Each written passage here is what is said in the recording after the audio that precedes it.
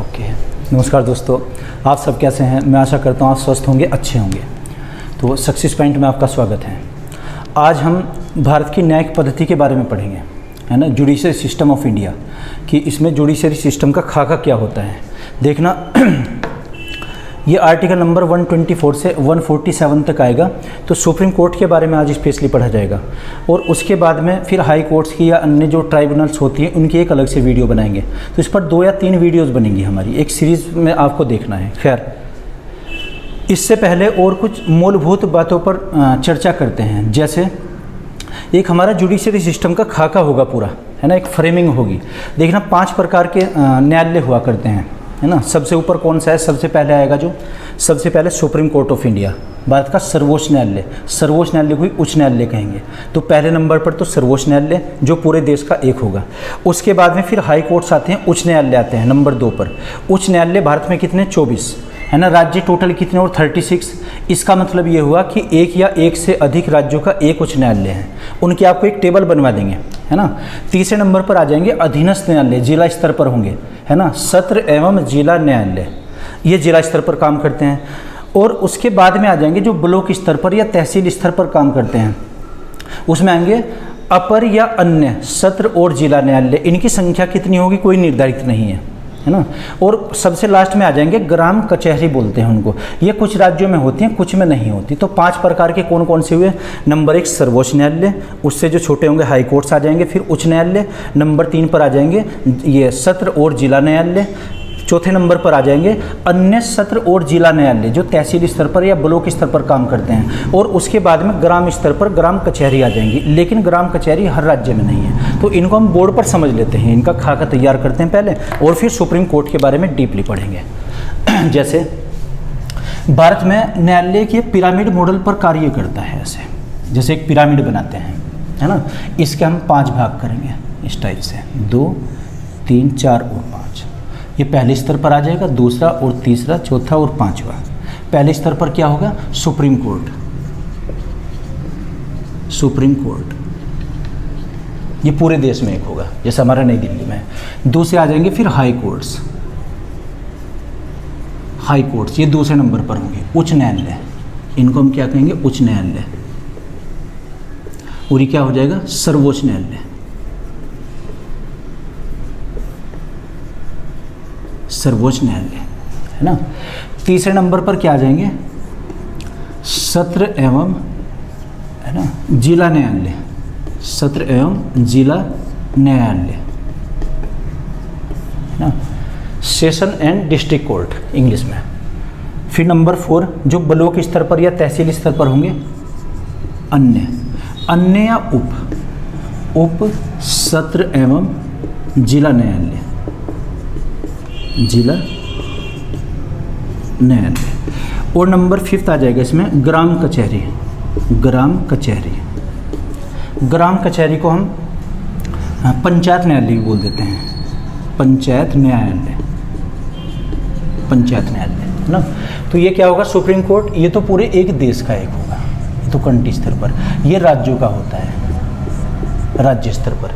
और तीसरा हो जाएगा ये जिले का हो जाएगा, डिस्ट्रिक्ट का हो जाएगा, एक जिले का एक। नंबर 4 ये ब्लॉक या तहसील स्तर पर होते हैं, या तो ब्लॉक या तहसील। और नंबर 5 ये ग्राम स्तर पर हो जाएगा। तो ये 5 होते हैं पिरामिडिकल मॉडल, एक के ऊपर एक होगा। सर्वोच्च कौन सा हो जाएगा हमारा, सुप्रीम कोर्ट, सर्वोच्च न्यायालय, है ना। क्वेश्चन आया हुआ कि भारत की न्यायिक पद्धति किस सिस्टम पर आधारित है ना, किस प्रवृत्ति पर आधारित है। तो ये इंटीग्रल हो जाएगी, इंटीग्रेट, एकीकृत व्यवस्था पर, ठीक है ना। तो अब इनके बारे में 1 बाय 1 पढ़ा जाएगा, किस में कौन सा जज कार्य करता है। आप चाहे तो इसको नोट करते रहिए साथ साथ। ये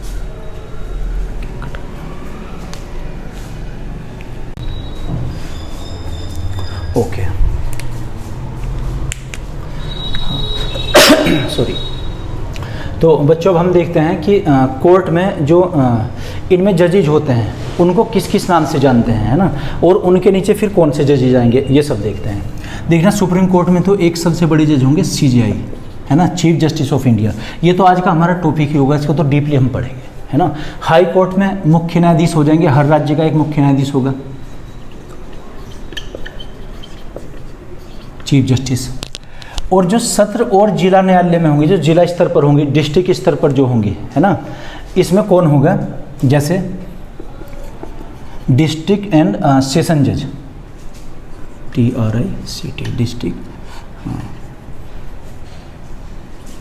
एंड सेशन, SESSION, सेशन जज, ये जिला स्तर पर होता है, डिस्ट्रिक्ट एंड सेशन जज। इनकी सहायता के लिए फिर मजिस्ट्रेट होते हैं, है ना। देखना आप इसको ऐसे समझिए, एक जिला जज होता है और एक सत्र न्यायाधीश होता है ना, सेशन जज। इन दोनों में क्या फ़र्क होता है, दो प्रकार के केसेस होते हैं अदालतों में जो जाएंगे, दो प्रकार के मामले। कौन से, एक तो लड़ाई मारधाड़ से संबंधित होंगे, जिनको हम फौजदारी केस कहेंगे, फौजदारी मामले, आपराधिक मामले, क्रिमिनल केसेस, है ना। सेकंड हो जाएंगे सिविल केस, जो लड़ाई मारधाड़ से संबंधित नहीं है, जो फौजदारी से संबंधित नहीं है, उनको हम क्या कहेंगे, सिविल केसेज, दीवानी मामले।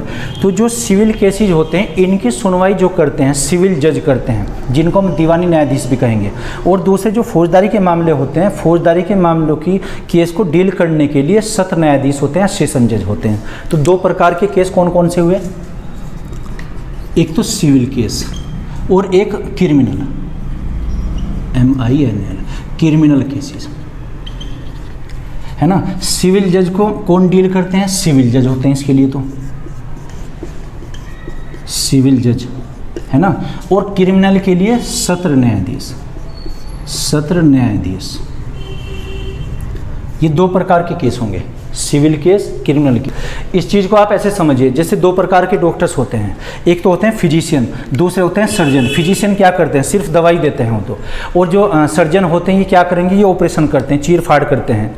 ऐसे ही केसेज जो कोर्ट में होते हैं दो प्रकार के, एक सिविल केस होते हैं, एक क्रिमिनल केसेज होते हैं। क्रिमिनल केसेज होते हैं लड़ाई मारधाड़ से संबंधित, और जो सिविल केस होते हैं ये सिविल मामलों से संबंधित हैं। इन केस की जो सुनवाई करते हैं सिविल जज, और जो आपराधिक मामलों की करते हैं सत्र न्यायाधीश होते हैं, है ना, सेशन जज। इनको हम क्या कहेंगे इंग्लिश में, सेशन जज, SESSIN, सेशन जज। ठीक है ना, आया समझ रही है, ओके। तो ऐसे ही जिला स्तर पर डिस्ट्रिक्ट एंड सेशन जजेज होते हैं। फिर इनकी सहायता के लिए ब्लॉक या तहसील स्तर पर अन्य सत्र और जिला न्यायालय होते हैं, यानी कि इनकी सहायता के लिए मजिस्ट्रेट हुआ करते हैं। फिर अच्छा, इसको साफ कर लेते हैं, ये अगर समझ आया हो आपकी तो इसको हटा दें। इनकी सहायता के लिए ब्लॉक स्तर पर कौन हो जाएंगे, मजिस्ट्रेट, मजिस्ट्रेट, MAGISTRAT, ये हो जाएंगे मजिस्ट्रेट, है ना। तो इसमें भी दो केस हुए, एक तो कौन से, सिविल केस, और दूसरे कौन से हो जाएंगे, सेशन केस, है ना। सेशन केस यानी कि फौजदारी के मामले, लड़ाई मारधाड़ से, क्रिमिनल केसेस। तो सिविल की जो सुनवाई करते हैं मुंसिफ मजिस्ट्रेट बोलते हैं उनको, मुंसिफ मजिस्ट्रेट, ये तो मुंसिफ मजिस्ट्रेट। और जो क्रिमिनल की करते हैं इनको हम कहेंगे judiciary magistrate, CIARY, judiciary magistrate, है ना। जुडिशियरी मजिस्ट्रेट के जो हेड होंगे मुख्य, क्योंकि इनका भी अपना पैनल होता है कि उसको हम बोलते हैं CJM, chief judiciary magistrate, chief judiciary magistrate, ये हो जाएगा। आया ना, समझिए, ओके। आप मजिस्ट्रेट में और जज में अंतर समझिए। देखना, न्यायाधीश में और मजिस्ट्रेट में क्या डिफरेंस होता है दोनों में। जो न्यायाधीश होते हैं, है ना, जजेज जो होते हैं, सिर्फ वो एक निर्णय देते हैं जो IPC बुक में या संविधान में लिखा हुआ है, वो तो निर्णय देते हैं किसी चीज़ पर।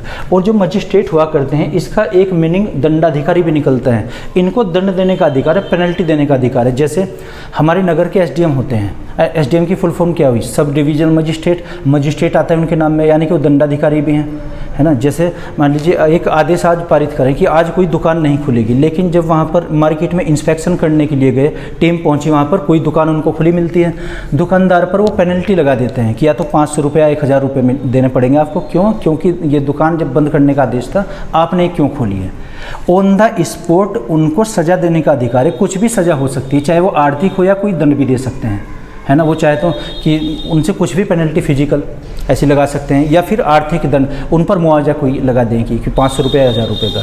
तो क्या होता है, मजिस्ट्रेट को दंड देने का अधिकार है ऑन द स्पॉट, लेकिन जो जजेज होते हैं, न्यायाधीश होते हैं, न्यायाधीश केवल अदालतों में ये निर्णय देते हैं। आया ना समझ। तो खैर सर्वोच्च न्यायालय का एक ये चीफ जस्टिस ऑफ इंडिया, ये तो सर्वोच्च न्यायालय का। फिर हाई कोर्ट्स के हो जाएंगे मुख्य न्यायाधीश। उसके बाद में जिला स्तर पर सत्र और जिला न्यायालय होते हैं, ब्लॉक स्तर पर अन्य सत्र और जिला न्यायालय। इनकी सहायता के लिए कौन हो जाएंगे, फिर डिस्ट्रिक्ट और सेशन जज की सहायता के लिए मजिस्ट्रेट हुआ करते हैं, जिसको मुंसिफ मजिस्ट्रेट या फिर जुडिशली मजिस्ट्रेट भी कहेंगे। मुंसिफ जज कौन से कार्यों को, कौन से मामलों को डील करते हैं, ये सिविल मामलों को यानी कि दीवानी मामलों को। और जो सेशन जज होते हैं ये किनको करते हैं, आपराधिक मामलों को, क्रिमिनल मामलों को, है ना। इसके बाद में ग्रामीण स्तर पर आता है फिर पंचायत न्यायालय। देखना एक अधिनियम बना था 1956 या 57 में था, उसमें था कि पंचायत न्यायिक अधिनियम 1956 और 57 में, उसमें यह कि ग्रामीण स्तर पर ग्राम न्यायालय स्थापित किए जाएंगे, या फिर ग्राम कचहरी भी कहेंगे, ग्राम कचहरी या ग्राम न्यायालय, है ना। इसमें फिर 5 सदस्य शामिल किए जाएंगे, 5 सदस्य, 5 मेंबर होंगे, है ना। इनका चुनाव कैसे होता है, जिनको हम पंचायत बोलते हैं, पंच हुआ करते हैं जैसे, है ना। तो पंच में कितने लोग शामिल हुए, 5। वैसे मिनिमम 3 होते हैं, ऐसे क्वेश्चन आया हुआ है एक बार ये कि पंचों में मिनिमम कितने सदस्य होंगे, 3 होते हैं वो। खैर अगर ये संख्या हम 5 ही लेते हैं तो 5 की नियुक्ति कैसे होती है, मनोनीत होते हैं। एक जैसे जिला स्तर पर डीएम होते हैं, डिस्ट्रिक्ट मजिस्ट्रेट, एक डीजे होते हैं, डीजे क्या, डिस्ट्रिक्ट जज हुआ करते हैं, है ना। डीजे कभी गाना समझे हैं, गाना नहीं है। ये जो न्यायालय स्तर, ये जिला स्तर पर होंगे सत्र और न्यायालय, ये डीजे हैं दोनों ही, है ना, दोनों जजेज। तो डीएम और डीजे मिलकर दोनों या तो वो ग्राम सभा के सदस्यों में से किसी को मनोनीत करें, 5 सदस्यों को। ग्राम सभा क्या होती है, देखना है, ग्राम सभा है ग्राम पंचायत। ग्राम सभा में कौन लोग आते हैं, गांव का प्रत्येक वयस्क निवासी जिसका नाम वोटर लिस्ट में शामिल है वो ग्राम सभा है। इसको एग्जाम्पल से ऐसे समझिए, एक गाँव की जनसंख्या पॉपुलेशन अगर 5000 है, वहाँ की 5000 है, और उसमें से 3000 का ही नाम वोटर लिस्ट में है, तो ये जो 3000 मेंबर हैं ये क्या कहलाएंगे, ग्राम सभा। वो नहीं कि सारे गांव की मिलाकर ग्राम सभा है। ग्राम सभा सिर्फ वो होंगी जिनका वोटर लिस्ट में नाम है, जिनको वोट डालने का अधिकार है, 18+ होने चाहिए, और भी कंडीशंस होती हैं उसकी, है ना। तो ग्राम सभा क्या हुई, जिनका वोटर लिस्ट में नाम है। और ग्राम पंचायत क्या होती है, ग्राम पंचायत ये होगी जिसमें गांव का प्रधान और अन्य सदस्य शामिल होते हैं, वार्ड मेंबर शामिल होते हैं, है ना। ये क्या हो जाएगी, ग्राम पंचायत। तो ग्राम सभा और ग्राम पंचायत, ग्राम सभा में गांव के वयस्क निवासी जिनका नाम वोटर लिस्ट में है, क्लियर, ओके। ग्राम पंचायत क्या होती है, उसमें गांव का प्रधान प्लस गांव के वार्ड मेंबर शामिल होते हैं। मान लीजिए उस गांव में 9 या 11 या 13 वार्ड है ना, तो 13 वार्ड्स वहाँ पर हुए, तो 13 तो वार्ड मेंबर हो जाएंगे, और एक ग्राम प्रधान, कितने टोटल मेंबर हुए, 14 मेंबर वहाँ पर हुए।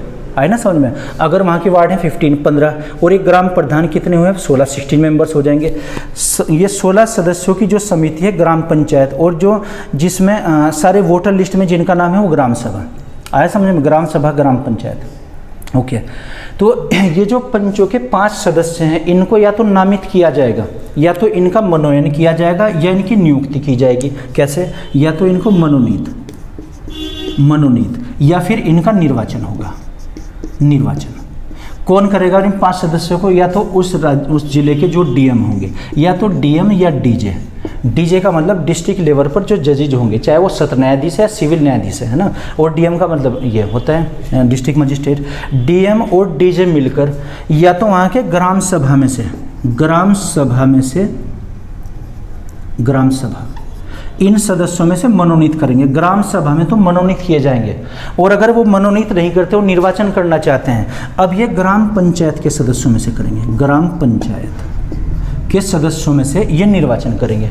मान लीजिए वहाँ पर 15 वार्ड हैं और एक ग्राम प्रधान 16 मेंबर हुए, उन 16 में से निर्वाचन पद्धति कुछ भी अपना सकते हैं इन 5 मेंबर का निर्वाचन करने के लिए। समझ आया ना। तो ये क्या होती है, जो ग्राम कचहरी है भारत के सभी राज्यों में नहीं है, लेकिन ये सबसे पहले उत्तर प्रदेश में लागू की गई थी, है ना। और जो ग्राम कचहरी होगी, 2 प्रकार के आपको केस बताए हैं, एक सिविल केस होते हैं और एक क्रिमिनल केस होते हैं। ये दोनों की जांच करती है, दोनों की सुनवाई कर सकते हैं। मान लो 5 मेंबर है, किसी गांव के 5 मेंबर शामिल हुए, इनमें कौन कौन से केस जाएंगे, जो छोटे केसेज हैं, गाँव के छोटे केस हैं, आपस में 2 परिवारों में लड़ाई हुई, उनके केस को निपटाने के लिए। अगर नहीं तो फिर थाने में या फिर कोर्ट में जाता है मामला वो, है ना। तो क्या होगा, जो छोटे मामले हैं, कौन कौन से मामले, दोनों प्रकार के, सिविल मामले भी और सेशन मामले भी, फौजदारी का मामला हो चाहे सिविल मामला, ये पंच दोनों की सुनवाई करते हैं। ये क्वेश्चन आया हुआ है ना। और सबसे पहले कहाँ पर लागू हुई थी, उत्तर प्रदेश में। इसके अलावा और देखिए, एक हुआ करता है अधिकरण, अधिकरण को ट्राइब्यूनल, TRIBUNAL, ट्राइब्यूनल। और एक आयोग होते हैं, आयोग को कमीशन, COMMISSION, कमीशन। एक अधिकरण और एक आयोग, इसका आगे हम 14 पार्ट पढ़ेंगे संविधान का, उसमें भी आएगा अधिकरण, है ना। अधिकरण और आयोग क्या होते हैं, अगर कोई मामला विशेष है जिसमें विशेष इंस्पेक्शन की आवश्यकता है, मतलब गहराई से उस बिंदु को समझें हम कि उसमें फैसला कोई गलत न दिया जाए, तो उसकी जांच या ये हम सारे अधिकार किसी आयोग को या किसी अधिकरण को सौंप दिया करते हैं, ट्राइब्यूनल को। किसी विशेष कार्य के लिए ट्राइब्यूनल गठित होती हैं, इनके पास वही शक्तियाँ होती हैं जो एक न्यायिक पद्धति के पास। हालांकि ये वो तो है नहीं कि उसका निश्चित भाग है न्यायिक पद्धति का, लेकिन अधिकरण या आयोग गठित करके इनको पावर्स दे दी जाती हैं कि आप पर्टिकुलर किसी विशेष कार्य के लिए विशेष आपको न्याय देना है, विशेष जांच करनी है, उसके लिए अधिकरण या आयोग भी गठित होते हैं, है ना। ट्राइब्यूनल किसी विशेष कार्य के लिए विशेष ट्राइब्यूनल हो जाती हैं, जैसे कई नदियों के मामले वो एक ट्राइब्यूनल को सौंपे हुए हैं, है ना। ये जज की तरह ये भी कार्य करते हैं। तो एक बार और देख लीजिए आप समराइज तरीके से। एक तो हमारी सुप्रीम कोर्ट होगी, फिर उसके नीचे हम राज्यों की हाई कोर्ट्स होंगी। हाई कोर्ट्स कितनी हैं टोटल, 24, है ना। और राज्य कितने हैं, 36। इसका मतलब ये हुआ 2 या 2 से अधिक राज्यों के एक हाई कोर्ट भी है। इसे हम टेबल में पढ़ेंगे। ओके, जिला स्तर पर होंगी फिर, जैसे इनको हम अधीनस्थ न्यायालय बोलते हैं, है ना, एलाइड कोर्ट्स बोलते हैं या सबॉर्डिनेट कोर्ट्स, है ना। जिला न्यायालय कोई अधीनस्थ, देखो रिवीजन में फ़ायदा रहता है, इसमें वर्डिंग छूट जाती है, कुछ आ जाता है, अधीनस्थ ये हो जाएगी। ये जिला स्तर पर, ये ब्लॉक और तहसील स्तर पर होते हैं, इनके ये क्या कहलाएंगे, मजिस्ट्रेट कहलाएंगे। और ये फिर ग्राम स्तर पर होती है, पंचों में होती है, जो पंचायत होती है, पंचायत न्यायालय। ओके, और फिर ट्राइब्यूनल या आयोग भी गठित किए जा सकते हैं। इसका CJI हो जाएगा, इसका एक मुख्य न्यायाधीश हो जाएगा हाई कोर्ट का। हाई कोर्ट में फिर डिस्ट्रिक्ट और सेशन जजेज हो जाएंगे जो जिला स्तर पर होंगे। उनकी सहायता के लिए मजिस्ट्रेट हुआ करते हैं। मजिस्ट्रेट भी 2 प्रकार के, एक सिविल मामलों की जांच करने के लिए और दूसरे जो होंगे वो आपराधिक मामलों की, क्रिमिनल मामलों की जांच करने के लिए, है ना। उसके बाद में फिर ग्रामीण स्तर पर हो जाती हैं ये। तो आप चाहे तो इसको नोट कर लीजिए। आगे बढ़ते हैं फिर।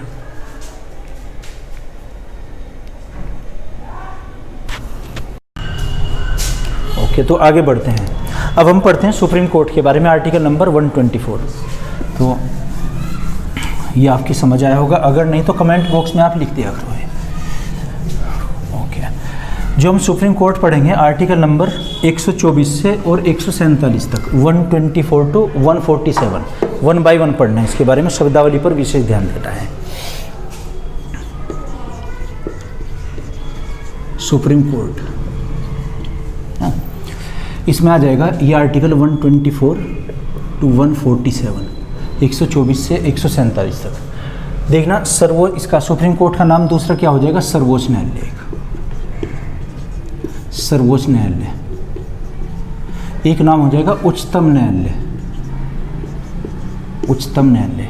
एक हो जाएगा apex court, APEX, apex court, unique court, unique court, है ना। ये नाम होंगे इसके सुप्रीम कोर्ट के। तो देखना, आर्टिकल नंबर 47 में हम क्या क्या चीज़ें पढ़ेंगे, 124 में एक तो आ जाएगी नियुक्ति, सुप्रीम कोर्ट के न्यायाधीश की नियुक्ति कौन करता है, इनकी संख्या कितनी होती है। फिर उसी में पढ़ेंगे हम योग्यताएं क्या होती हैं सुप्रीम कोर्ट के जजेज की। और एक आ जाएगा कार्यकाल कितना होता है, टेनर, है ना। तीनों को अलग अलग, इससे क्वेश्चन आता है। इसका आर्टिकल नंबर 124 इंपॉर्टेंट है ना। तो देखना, संख्या के बारे में बात करते हैं हम। संख्या, एक चीज़ और ध्यान रखिएगा, क्वेश्चन है कि भारत में उच्च न्यायालय की स्थापना कब हुई थी। ये तो जब यहाँ पर रेगुलेटिंग एक्ट लागू किया गया था, यानी कि ब्रिटिश काल में 1773 की अगर बात करें, उसमें एक प्रावधान था कि भारत में एक न्यायालय स्थापित किया जाए। तो ब्रिटिश काल में जो न्यायालय स्थापित हुआ था उसमें एक मुख्य न्यायाधीश और 3 अन्य न्यायाधीश थे, और ये कलकत्ता में स्थापित हुआ था। 3 अन्य कौन थे और एक मुख्य कौन थे, मुख्य न्यायाधीश थे लॉर्ड एलिसा इम्पे, और 3 अन्य थे, उसमें जस्टिस हाइड, लिमेस्टर और चैम्बर्स, ये 3 थे।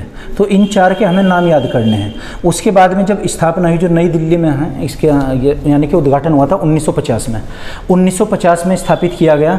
इसमें मूल संविधान में जजेस लिखे हुए थे 1 + 7 = 8। उसके बाद में हुए 1 + 10 = 11। उसके बाद में 1 + 13 = 14, 1 + 13 = 14। उसके बाद में 1 + 16 = 17। उसके बाद में 1 + 25 = 26 और वर्तमान में 1 + 30 = 31। ये जजेस की इसमें संख्या हुआ करती है। देखना संख्या कितनी थी जब 1773 के रेगुलेटिंग एक्ट के अंतर्गत स्थापित किया गया था। कहाँ पर? कोलकाता में, है ना, कैलकाटा नाम था उस टाइम पर, कैलकाटा। तो इसमें 1 + 3, 1 मुख्य न्यायाधीश, 3 अन्य न्यायाधीश, है ना। 1 मुख्य न्यायाधीश कौन थे उस टाइम पर? बराबरी कितने थे? 4। तो एक थे lord Elijah Impey, lord Elijah Impey, ये आपको नाम याद रखना है, बहुत आता है क्वेश्चन। लॉर्ड एलिसा इम्पे, ये तो कौन थे? मुख्य न्यायाधीश। और अन्य 3 कौन थे इसमें? एक थे इसमें justice hide, HID, hide, hide. Second लिमेस्टर, third chambers, लिमेस्टर, लिमेस्टर और एक चैम्बर्स, है ना। ये क्या आ जाएगा? हाइड, लिमेस्टर और चैम्बर्स। ये 3 जज हुआ करते थे। ये 3 अन्य थे और एक मुख्य थे।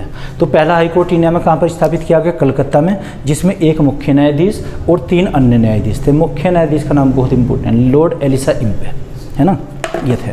फिर इसमें बाद में जब संख्या हुई 1950 में जब दिल्ली में स्थापित किया गया था, इसमें संख्या 1 + 7 = 8। मूल संविधान में यही थी हमारे, ये मूल संविधान, मूल संविधान में न्यायाधीशों की संख्या 1 + 7। उसके बाद में फिर 1 + 10 = 11 हुई।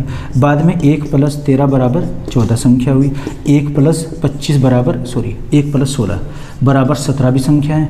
और 1 + 25 = 26। वर्तमान की जो स्थिति है, वर्तमान में 1 + 30 = 31 संख्या है। एक आपको ये याद रखनी है, एक तो ये वर्तमान में स्थिति क्या है और एक मूल संविधान में क्या है। और एक था कि जब पहला हाई कोर्ट स्थापित किया गया था, उस टाइम पर हाई कोर्ट और सुप्रीम कोर्ट एक ही नाम थे जब कलकत्ता में स्थापित था।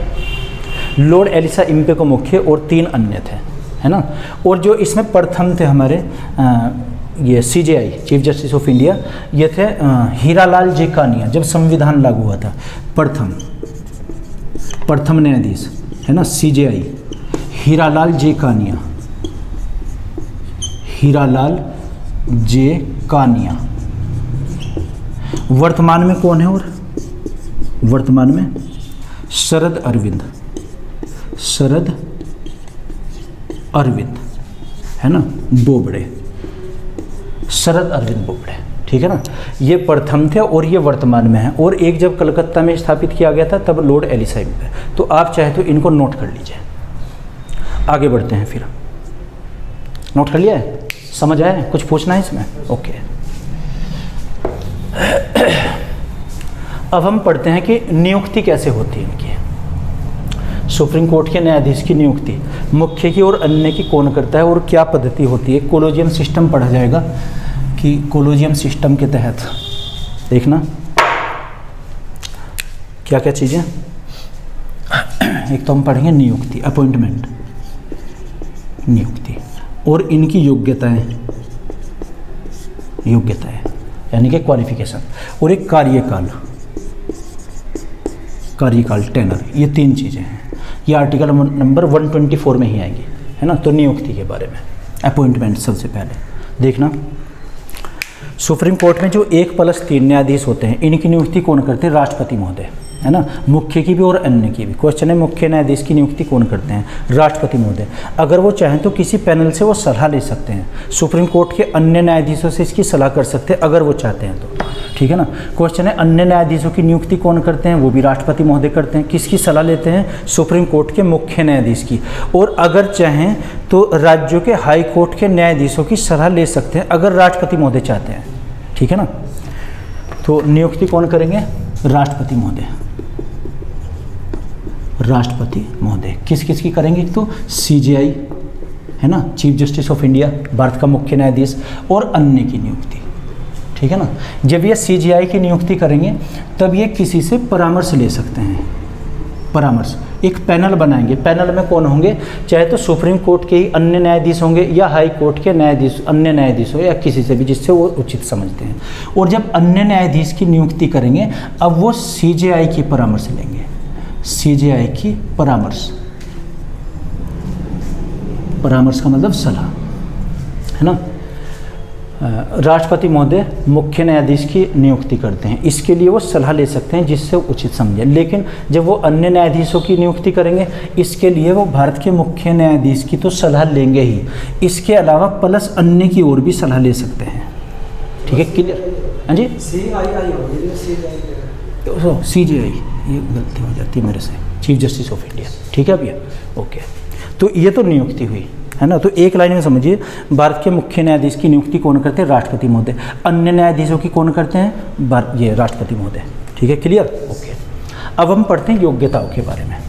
अच्छा, नियुक्ति से संबंधित एक कोलोजियम सिस्टम भी है, कोलोजियम सिस्टम पर अलग वीडियो बनाएंगे, करंट का क्वेश्चन भी आता है कि उसमें कौन कौन लोग शामिल होते हैं, ओके। योग्यताएं, सुप्रीम कोर्ट के न्यायाधीशों की योग्यताएं क्या होती हैं, जो मुख्य न्यायाधीश की भी अन्य न्यायाधीशों की योग्यताओं के बारे में बात करते हैं, क्वालिफिकेशंस, जो सीजेआई की भी होगी और अन्य की भी होगी, जो अन्य न्यायाधीश हैं सबकी योग्यताएं। 2 कंडीशन, 2 के फिर 3 पार्ट हैं देखना। भारत के मुख्य न्यायाधीश की नियुक्ति राष्ट्रपति महोदय करते हैं। योग्यताएं क्या होंगी, योग्यताएं नंबर 1 तो भारत का नागरिक होना चाहिए, है ना, सिटीजन ऑफ इंडिया। दूसरे की फिर 3 कंडीशन है, 3 में से कोई एक या 2 से अधिक, है ना। वो क्या हो जाएगा कि वह भारत में स्थित किसी एक या एक से अधिक राज्यों में, भारत में स्थित किसी एक या एक से अधिक राज्यों के हाई कोर्ट में लगातार 5 वर्षों तक न्यायाधीश के पद पर होना चाहिए, ठीक है ना। दूसरी कंडीशन या करके दी है, भारत में स्थित किसी एक या एक से अधिक राज्यों के उच्च न्यायालयों में लगातार 10 वर्षों तक अधिवक्ता, लॉयर या एडवोकेट रहना चाहिए, है ना, ये दूसरी कंडीशन। नंबर 3 क्या हो जाएगी कि वो राष्ट्रपति की राय में पारंगत विधिवेकता होनी चाहिए, है ना, जुरिस्टिक होने चाहिए। जुरिस्टिक क्या होता है, कानून का जानकार। लेकिन भारत में इस आधार पर अब तक कोई भी न्यायाधीश नियुक्त नहीं किया गया। तो योग्यताएं 3 क्या हुई, नंबर 1 भारत का नागरिक होना चाहिए, नागरिक, है ना। दूसरे की 3 कंडीशन है, दूसरे क्या, एक तो ये कंडीशन, दूसरी कंडीशन और तीसरी कंडीशन। क्या दूसरी हो जाएगी कि वो भारत में स्थित किसी एक या एक से अधिक उच्च न्यायालयों में, हाई कोर्ट्स जो होंगे उच्च न्यायालय, या तो एक या एक से अधिक उच्च न्यायालयों में लगातार, है ना, 5 वर्षों तक न्यायाधीश होना चाहिए, 5 वर्षों तक जज रहना चाहिए वहाँ पर, है ना। मुख्य न्यायाधीश हो गया, अन्य हो गया, 5 वर्षों तक न्यायाधीश। मान लीजिए वो 3 वर्षों तक उत्तर प्रदेश हाई कोर्ट में इलाहाबाद में, 2 वर्षों तक उत्तराखंड में, 5 वर्ष कंप्लीट। लेकिन ये कि 5 वर्षों बाद ही सुप्रीम कोर्ट के जज बन जाएंगे, जैसा पैनल चाहेगा। फिर कोलोजियम सिस्टम है, वो सिफारिश करता है, वो भी जांच करता है, ओके। दूसरी फिर या करके कंडीशन है, दूसरी क्या कि वो भारत में स्थित किसी एक या एक से अधिक, एक या अधिक हाई कोर्ट में लगातार 10 वर्षों तक अधिवक्ता होना चाहिए, 10 वर्षों तक अधिवक्ता, अधिवक्ता किसे कहते हैं, लॉयर को या वकील को, है ना, वकील। हालांकि इनमें भी एक माइनर डिफरेंस होता है, फिर बताएंगे आपको, है ना। तीसरी करके या कंडीशन होती है क्या कि वो राष्ट्रपति की राय में पारंगत विधिवेकता होना चाहिए, पारंगत विधिवेकता, पारंगत विधिवेकता, है ना, यानी कि जुरिस्टिक, JURISTIC, जुरिस्टिक बोलते हैं कानून का जानकार, कि उसने LLB की है या नहीं की, लेकिन उसे कानून की पूरी जानकारी है। तो राष्ट्रपति की राय में पारंगत विधिवेकता होना चाहिए। एक बार वो देखिए, सुप्रीम कोर्ट के मुख्य न्यायाधीश और अन्य न्यायाधीशों की योग्यताएं क्या होती हैं कि वो भारत का नागरिक होना चाहिए। फिर जो दूसरी कंडीशन है, इसमें 3 है, भारत में स्थित किसी एक या एक से अधिक हाई कोर्ट में लगातार 5 वर्षों तक न्यायाधीश होना चाहिए, पहली कंडीशन। या करके फिर दूसरा, भारत में स्थित किसी एक या एक से अधिक हाई कोर्ट में लगातार 10 वर्षों तक अधिवक्ता वकील होना चाहिए, ये दूसरी कंडीशन। फिर तीसरी है या करके वह राष्ट्रपति की राय में पारंगत विधिवेत्ता होना चाहिए, है ना। इन तीन में से कोई सी एक हो जाए, ये इसकी क्या हो जाएंगी, योग्यताएं हो जाएंगी। आई समझ में? कुछ और पूछना है इस बारे में? सर जैसे कि आर्टिकल 124 में बताया गया सुप्रीम कोर्ट के बारे में कि ये एक स्वायत्त संस्था है, वो कैसे हाँ जी, स्वायत्त संस्था ये होगी जो किसी के दबाव में कार्य नहीं करेगा, ऑटोनोमस बॉडी। सुप्रीम कोर्ट हमारी ऑटोनोमस बॉडी है ना, ये किसी के दबाव में कार्य नहीं करती, है ना। देखा ना, किसी फैसले को पलट भी देता है कि, यानी कि एक वीटो पावर भी होती है सुप्रीम कोर्ट के पास हमारे। ओके, तो ये योग्यता है। अब कार्यकाल के बारे में बात करते हैं। कार्यकाल टेनर कितना हो जाएगा? 65 वर्ष की अधिकतम आयु, 5 वर्ष का कार्यकाल जो भी पहले हो, है ना। सुप्रीम कोर्ट के न्यायाधीशों का कार्यकाल टेनर, है ना, TENURE। टेनर क्या होगा कि 5 वर्ष का कार्यकाल या 65 वर्ष की अधिकतम आयु जो भी पहले हो, 5 वर्ष का कार्यकाल, है ना, या 65 वर्ष की अधिकतम आयु, अधिकतम आयु। इसको समझिए आप, ये क्या है देखना। 5 वर्ष का कार्यकाल क्या, मतलब सुप्रीम कोर्ट के मुख्य न्यायाधीश या अन्य न्यायाधीश, आज उनकी एज 50 वर्ष की है ना, कोई नियुक्त होने हैं तो 50 वर्ष उनकी एज। अब ये पूरे 55 वर्ष तक रहेंगे, यानी कि 5 वर्षों तक रहेंगे, ठीक है ना। लेकिन अगर मुख्य न्यायाधीश या अन्य न्यायाधीशों की आयु 63 वर्ष से 63 ईयर्स, अब वो केवल 2 साल तक ही रहेंगे। अगर 65 वर्ष की मैक्सिमम एज है, किसी की नियुक्ति हुई है 63 ईयर्स में, 63 वर्ष में, अब केवल उनका कार्यकाल 2 वर्ष का है। लेकिन अगर कोई 50 ईयर्स के हैं, 50 वर्ष के हैं, अब उनका कार्यकाल पूरे 5 वर्ष का 55 वर्ष तक का हो जाएगा। ये 2 कंडीशन है, इन 2 में जो भी पहले होगी वही कार्यकाल की, उसकी रिटायरमेंट की आयु मानी जाएगी। क्लियर है चीज़? अच्छा, इसके अलावा कोई भी सुप्रीम कोर्ट का न्यायाधीश अपना त्यागपत्र भी दे सकता है, या फिर उसको सिद्ध कदाचार के आधार पर समय से पहले ही पद से हटाया जा सकता है ना। अगर कोई मिसबिहेव किया है, उसने कदाचार किया है कोई, है ना, या संविधान का उल्लंघन किया है, तो वो महाभियोग के द्वारा पहले ही पद से हटाया जा सकता है। महाभियोग की प्रक्रिया क्या होगी, जो राष्ट्रपति पर लागू होती है वही सुप्रीम कोर्ट के न्यायाधीश पर भी लागू होगी। क्वेश्चन है कि सुप्रीम कोर्ट के न्यायाधीशों को पद से हटाने के लिए महाभियोग की प्रक्रिया संसद के किस सदन से प्रारंभ करते हैं? तो संसद के किसी भी सदन से कर सकते हैं। आर्टिकल नंबर 61 में हमने जो पढ़ा था, अनुच्छेद नंबर 61 में दिया हुआ है कि समय से पहले भी कार्य इस पद से हटाया जा सकता है ना। वो किस आधार पर हटा सकते हैं? सिद्ध कदाचार, सिद्ध कदाचार, है ना, प्रूव्ड मिसबिहेव, कोई इसने मिसबिहेव किया हो कदाचार और वो सिद्ध हो चुका हो, या फिर संविधान का उल्लंघन किया हो। और कौन सी प्रक्रिया? महाभियोग, इम्पीचमेंट, महाभियोग की प्रक्रिया जो हमने आर्टिकल नंबर 61 में पढ़ी थी। क्वेश्चन है महाभियोग की प्रक्रिया किस सदन से शुरू होगी? किसी भी सदन से, चाहे लोकसभा से या राज्यसभा से। इससे पहले भी अपना त्यागपत्र भी सौंप सकते राष्ट्रपति महोदय को। ओके, ये क्या हुआ? कार्यकाल। अच्छा, कार्यकाल पूरा होने के बाद में एक नोट करके संविधान में अलग से दिया है, सुप्रीम कोर्ट के जो न्यायाधीश होंगे ये किसी भी अदालत में वकालत नहीं करेंगे, है ना। ये एडवोकेसी नहीं कर सकते, वकालत कहीं नहीं करेंगे, ना प्राइवेट करेंगे ना कहीं सरकारी ऐसे करेंगे। तो एक तो ये वकालत नहीं करेंगे, तो क्या करेंगे उसके बाद में? या तो ये किसी आयोग के अध्यक्ष बना दिए जाएंगे आवश्यकता पड़ने पर, जब भारत सरकार चाहे कि आयोग के अध्यक्ष, है ना। कई ऐसे आयोग बने जिसमें सुप्रीम कोर्ट के जो रिटायर्ड जज हैं उनको अध्यक्ष बनाया गया। दूसरा एक और है कि जो राष्ट्रीय मानवाधिकार आयोग होता है उसके अध्यक्ष बना दिए जाते हैं रिटायरमेंट के बाद में। तो ये हम 124 में पढ़ेंगे, 125 आर्टिकल और 26 में। आगे बढ़ते हैं। और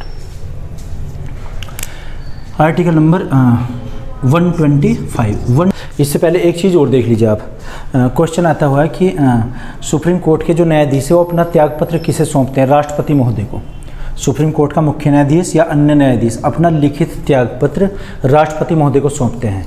और इसकी जो वेतन भत्ते दिए जाएंगे आर्टिकल नंबर 125 में। तो इससे पहले देखिए आप, त्यागपत्र, अगर जो न्यायाधीश है अगर वो समय से पहले ही त्यागपत्र देना चाहें, किसको सौंपते हैं? राष्ट्रपति महोदय, राष्ट्रपति जी को। और शपथ धारण किसके समक्ष करते हैं? शपथ, ओथ, ये भी राष्ट्रपति महोदय के सामने पद और गोपनीयता की शपथ धारण करते हैं। पद और गोपनीयता, गोपनीयता। तो आप ये नोट कर लीजिए इसको, फिर आगे बढ़ते हैं, आर्टिकल नंबर 125 करेंगे। नोट करते रहिए साथ साथ। ओके, आर्टिकल नंबर 125 में क्या कि उसमें वेतन और भत्ते हैं कि वेतन और भत्ते कहाँ से दिए जाएंगे। आर्टिकल नंबर 125 सुप्रीम कोर्ट के न्यायाधीश है ना, चाहे वो CJI हैं या फिर अन्य हैं, इनके वेतन और भत्ते केंद्र की संचित निधि से दिए जाएंगे। केंद्र सरकार की संचित निधि या समाकलित निधि से या कंसोलिडेटेड फंड से दिए जाएंगे।